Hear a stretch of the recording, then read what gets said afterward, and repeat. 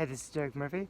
I'm in Edinburgh and I'm outside of the university campus. This is one of the buildings that we're staying in for the next week. I'm doing kind of a writer's retreat and conference this weekend. It's about 6 a.m. and I haven't actually slept yet. I'm usually a night owl, so it's a little difficult for me to adjust. And I'm speaking tomorrow about author branding and attracting the right readers, which is kind of interesting stuff. I've been talking about this stuff for a long time, and I feel like I know a lot about it. But the authors of this conference are already pretty savvy. They're already pretty smart about a lot of these things, so I have to make sure I'm talking about higher level details that are really going to help them when they're already doing really well. And also, this year's been really a struggle for me because I'm doing a lot of new and different things. So I've already been a cover designer, a book marketer, publisher for a while, and I'm pretty good at the basics. So I can publish a good book, design it well, publish it, build my audience around it, and sell maybe 1,000 copies, maybe 10,000 copies.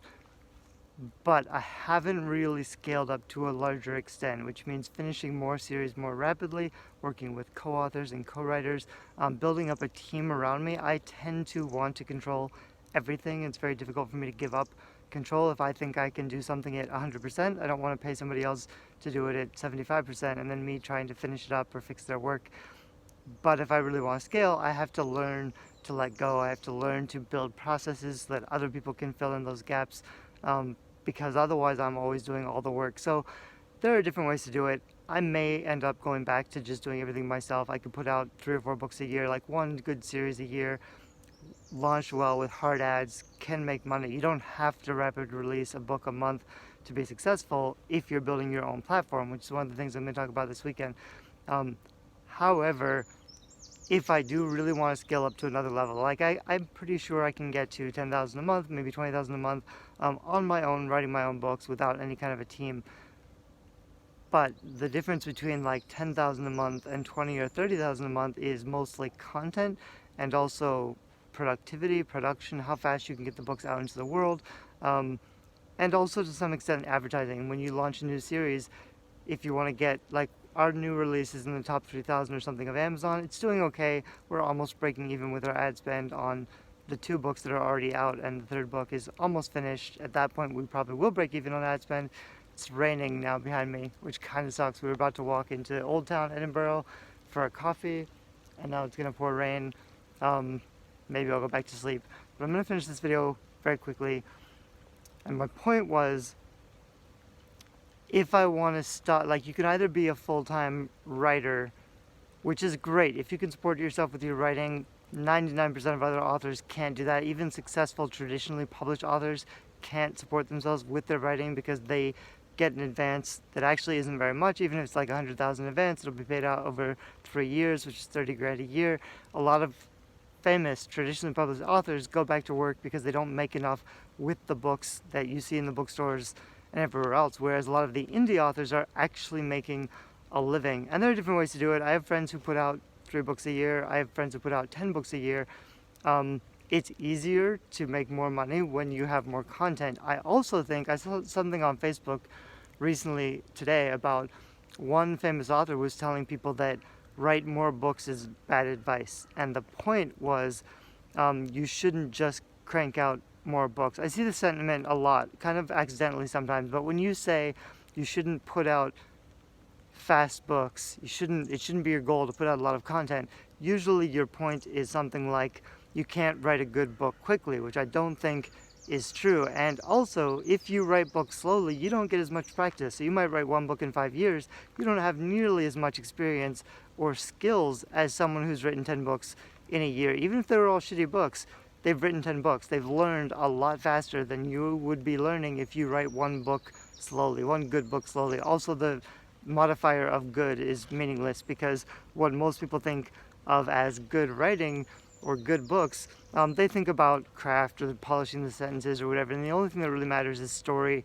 and reader engagement, which means when people start reading your book, do you keep them reading? If you don't keep them reading past the 1st, 2nd, 3rd chapter, it doesn't matter how good your book is. If they stop reading, for me, the definition of good is people finish your book and they enjoyed your book. They like it, or it changed them and moved them, whether it's meant to be thought-provoking or inspirational or entertainment, which is fine. You can write lowbrow, popular books and be proud of it.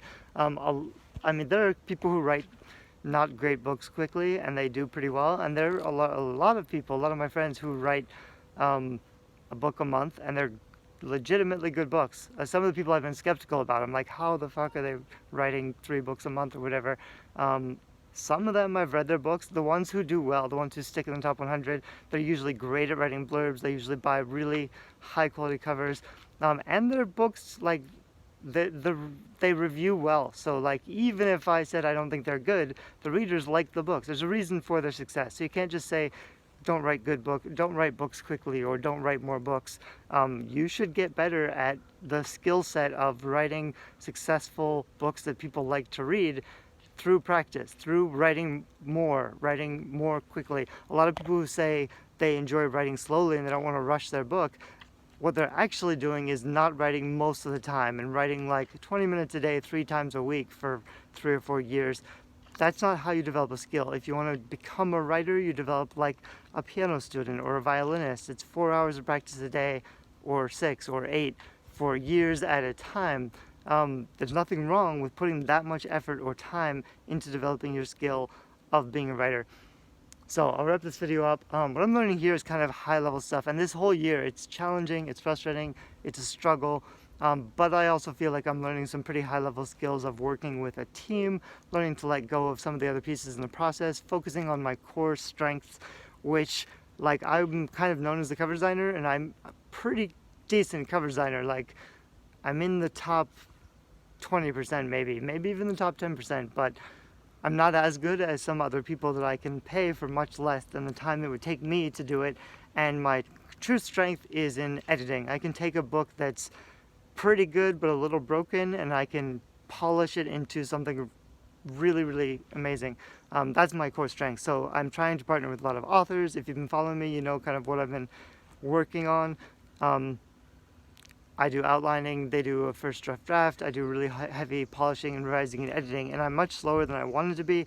I'm holding up the whole process. I have like 5 books waiting for me.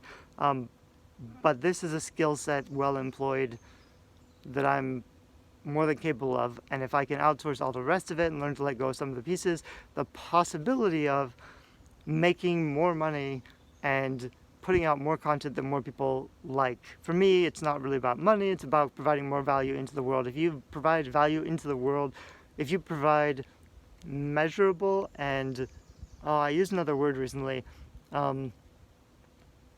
something about, like, it doesn't matter if you think it's valuable, it doesn't matter if you think it's good, it's recognizable, maybe is what I said. If you put out recognizable value into the world, which means other people see the value of what you're putting out, then you can make money. The more value you put out, the more money you're going to make.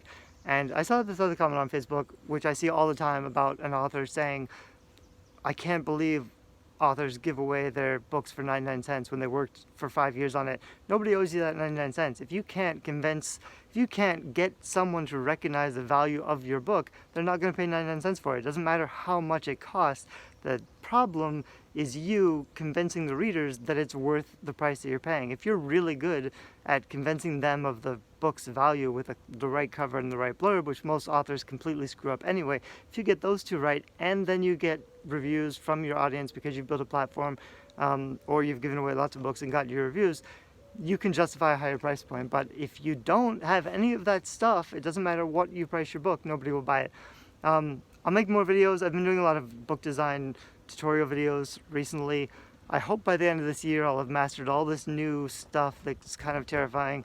And we'll see how this experiment works out. If not, like, I'll either scale up really big, or I'll go back to writing my own books, or I'll do some hybrid version that works better for me. But this is kind of a process I need to get through to find out what works better for me, and then I can focus on the things that are working. I think it's really important as an author to try new things, experiment, focus always on, how can I produce more, better books faster? Focus on your process. Not necessarily the craft. You want to get as good as you can be about writing. Like, it should be a really good book. But often when people talk about the craft, they're talking about the wrong thing. It's really about the story. Another project I'm working on, I have a lot of plotting guidelines and resources, which a lot of people say are useful. And I have a course on writing books, good books. I'm turning it into a book called Write Good Books, I think.